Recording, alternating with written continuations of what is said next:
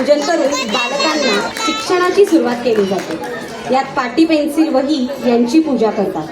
पाटीवर एक आकड्याची सरस्वती काढून त्याचे पूजन केले जाते. तिच्या पूजनाने ज्ञान, बुद्धी आणि प्रतिभा प्राप्त होते, म्हणून तिच्या प्रती कृतज्ञता व्यक्त करतो.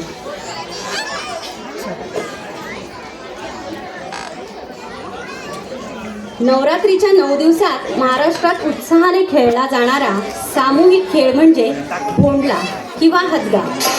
यामध्ये हत्तीची प्रतिमा ठेवून किंवा पाटीवर हत्तीचे चित्र काढून त्याभोवती फेर धरला जातो व गाणी म्हटली जातात. हत्ती हे समृद्धीचे प्रतीक म्हणून मानले जाते, म्हणून हत्तीभोवती फेर धरला जातो. आमचे जाई गटाचे विद्यार्थी आपल्यासमोर भोंडला सादर करतात.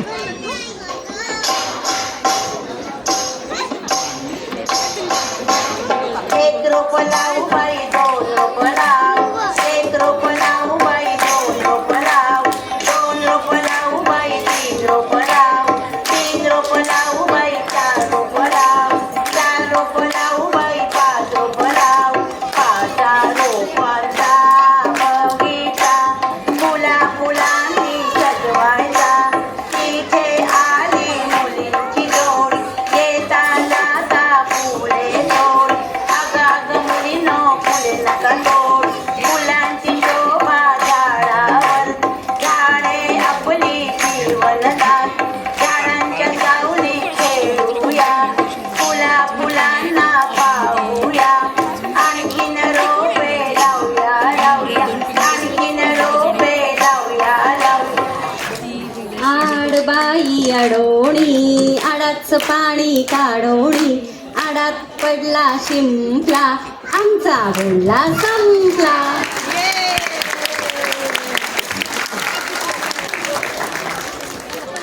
दांडिया नृत्य नवरात्रीमध्ये देवीचा उत्सव साजरा करण्यासाठी खेळले जाते. हे नृत्य गुजरातमध्ये उगम पावले असून या नृत्यामुळे देवी प्रसन्न होते आणि तिचे आशीर्वाद प्राप्त होतात असे मानले जाते. चला तर बघूया आमची जाई गटाची मुले हा लोकप्रिय नृत्य प्रकार दांडिया कशी सादर करतात ते.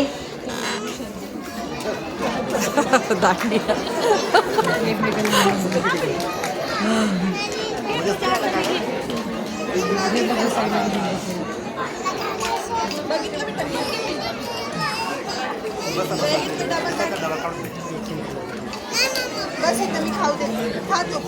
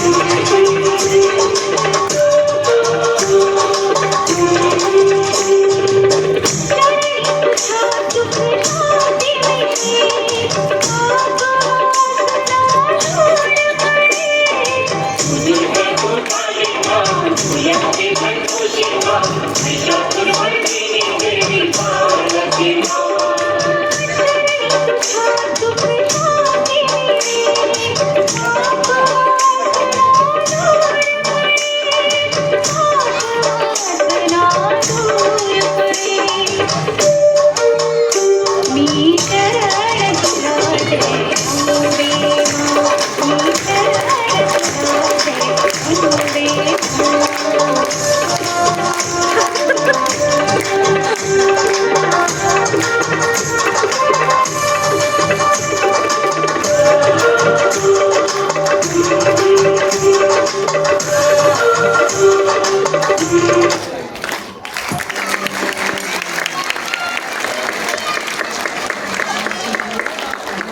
आपण पुन्हा एकदा सर्व मुला